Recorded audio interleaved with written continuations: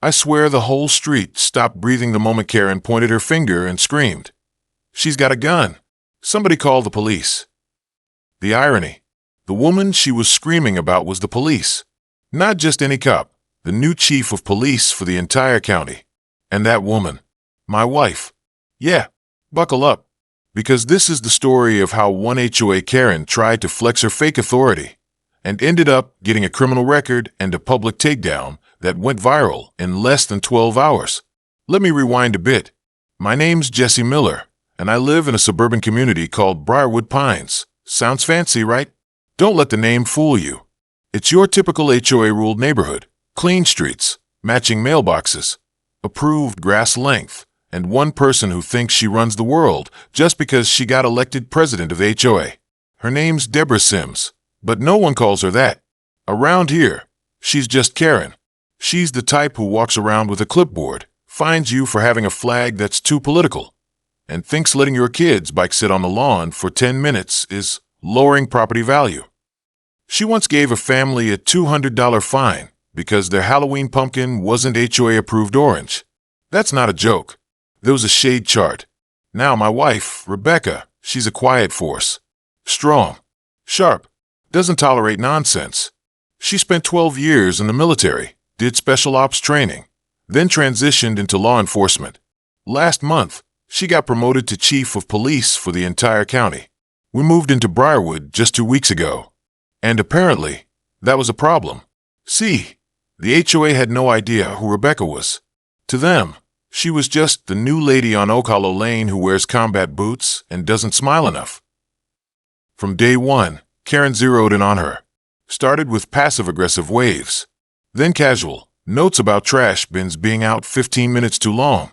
Then came the gun comment. Now let me be clear. Yes, my wife carries. Not just because she has to. Because she's earned it. She's trained for it. And legally, she's required to be armed off-duty. It's holstered, secured, and always under control. No kids around. No threats. Just standard protocol. But to Karen, it was the perfect opportunity to call in a power play. It was a Saturday morning, early spring. Cool breeze, quiet street. Rebecca and I were unloading gardening supplies from the truck. She had her sidearm holstered. Same as always. Karen came stomping out of her house in yoga pants and a pastel pink love sweatshirt, her phone already in her hand, eyes locked on Rebecca like a heat-seeking missile. "You can't wear that out here," she barked. Rebecca calmly turned. "Excuse me." "The gun." Karen shrieked, pointing like she discovered a bomb. "This is a family neighborhood. You can't have weapons around children." Rebecca raised an eyebrow. "Ma'am, I'm a law enforcement officer. This is fully legal and in accordance with county policy." Karen's voice got louder. "I don't care what you are. You're scaring people. I'm calling the police." Rebecca didn't flinch. "Go ahead." And Karen did. She literally dialed 911 right there in front of us, screaming into the phone that there was a violent woman on the street, waving a gun and threatening the HOA president. Which never happened. We stood there in silence while she ranted, pacing in front of our driveway like she was auditioning for a reality show meltdown. Then I saw Rebecca reach into her jacket. Karen screamed. "She's reaching for it. Oh my God." But Rebecca didn't pull out her gun. She pulled out her badge. The look on Karen's face was like watching a balloon deflate in slow motion. Rebecca held it up and said, calm as ever, "Chief Rebecca Miller, Briar County Police. You just made a false report to 911. That's a criminal offense." Karen blinked, stammered, "Why, you're not the chief. You're lying. The chief is a man." Rebecca smiled. "Not anymore." And right then, like the universe timed it for dramatic effect, 3 squad cars pulled up, lights flashing, sirens low, officers jumping out. They saw Rebecca, saluted. "Morning, Chief." I almost lost it right there. Karen, she actually stepped behind one of the patrol cars and tried to hide. But it was way too late for that. The officers got the whole rundown from Rebecca. She didn't embellish, didn't lose her temper, just laid out the facts. A false 911 report, accusation of brandishing, attempted public intimidation. They pulled Karen aside. She started crying, swore it was a misunderstanding, said she was just trying to protect the children. But when the officers asked her why she claimed Rebecca was waving the gun around, which she never did, and yelling threats, which she definitely didn't, Karen's story fell apart fast. Body cam footage from the officers showed Rebecca standing calmly the entire time. And my phone. I had recorded the whole thing from the moment Karen walked out of her house. They cuffed her on the spot. Karen screamed the whole time they put her in the back of the cruiser. She was shouting things like, "You're making a huge mistake, and you can't arrest me. I'm the HOA president." One of the officers actually rolled their eyes and said, "Ma'am, you called in a false emergency. That's not a presidential power." Neighbors came out to watch. You could see the curtains shifting, phones out, cameras rolling. The same people who used to avoid Karen like the plague were now witnessing her downfall in real time. One guy 2 houses down muttered, "About time," and went back to watering his flowers like it was just another Saturday. Rebecca stood there silently the entire time. She didn't gloat, didn't smirk. She just watched, stone-faced, arms crossed. I could tell she wasn't enjoying it, not because she felt bad for Karen, but because she'd seen too many people like her before. Loud, entitled, dangerous because they thought rules didn't apply to them. After Karen was taken away, the officers took our statements and confirmed we'd be contacted for any follow-up. Rebecca thanked them, shook their hands, and walked back inside like it was just another chore she checked off the list. But the storm wasn't over yet. The next morning, we found a printed flyer taped to our mailbox. In bold letters, it read, "Dangerous people live here. HOA will remove them. No signature. No name. Just a stamp at the bottom that said Briarwood Board."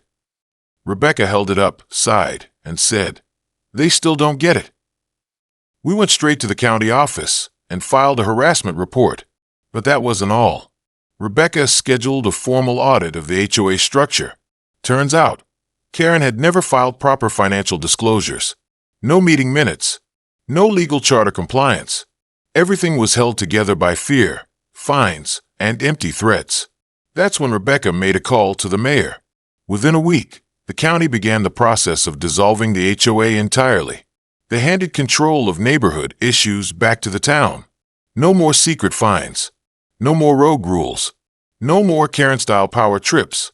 And Karen, she was charged with filing a false police report, public endangerment, and harassment. Her trial date is set for next month. And based on everything the town now knows, I doubt she'll walk away without consequences.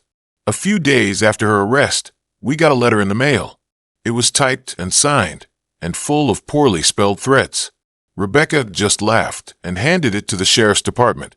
That was the last we ever heard from whoever sent it. Funny thing is, the neighborhood changed overnight. People started waving. Kids played freely without worrying about being reported for riding scooters on the sidewalk. One guy even painted his garage bright blue, something Karen would have fined $300 for in a heartbeat. For the first time since we moved in, it actually felt like a community. And my wife, she kept doing her job, protecting people, serving justice, quietly rebuilding trust. The only time she ever brought it up again was one night over dinner. She looked at me, smirked, and said, "You know what the worst part of all this was?" "What?" She said the chief was supposed to be a man. We both laughed. A deep, tired kind of laugh. Because people like Karen didn't just need to lose power. They needed to be reminded what real authority looks like. So, if you're dealing with an HOA nightmare, or a Karen on a power trip, just remember, stay calm. Document everything. And if you're lucky, marry the chief of police. A week after the HOA was officially dissolved, the community mailbox was covered in bright sticky notes. Some were thank yous. Others were apologies. One just said, "We were scared of her too." It hit Rebecca harder than she let on. She never said it, but I could see it in how she'd linger when checking the mail, rereading the same note twice. People had lived in fear, real fear, of one person with a fake title and too much time, and nobody had stood up until now. And that made what Rebecca did even more important. Behind the scenes, she was pushing for something bigger. She began drafting a proposal at the county level, a standardized oversight system for HOA groups in the region. Financial transparency, limited authority, required public elections, real consequences for abuse of power. She wasn't just dealing with Karen anymore. She was making sure there'd never be another Karen like her. Not with unchecked power. Not in our town. Not on her watch. Meanwhile, Karen was still trying to play victim. A local tabloid ran a story titled, "Community Hero or Power-Hungry Cop." It tried to paint Rebecca as aggressive and too intimidating for the neighborhood. They even posted a blurred picture of her with a holstered gun, one taken without consent from across the street. What the paper didn't know, the journalist who published that hit piece had received several gifts from Karen while she was HOA president.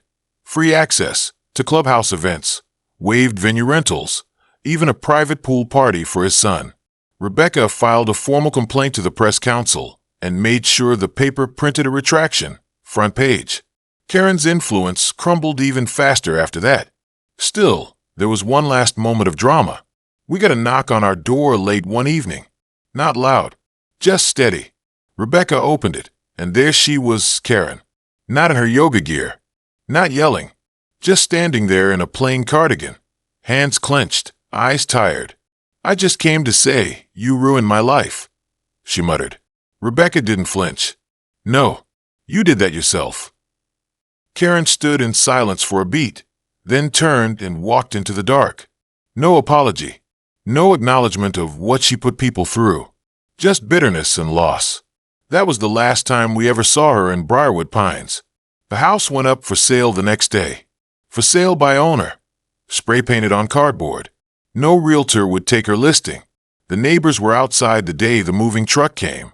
Not to help, but to make sure she left. After everything, she didn't even make eye contact. But when the truck pulled away, someone popped a bottle of champagne on the sidewalk. Others clapped. It wasn't just about her being gone. It was the first time the neighborhood felt free.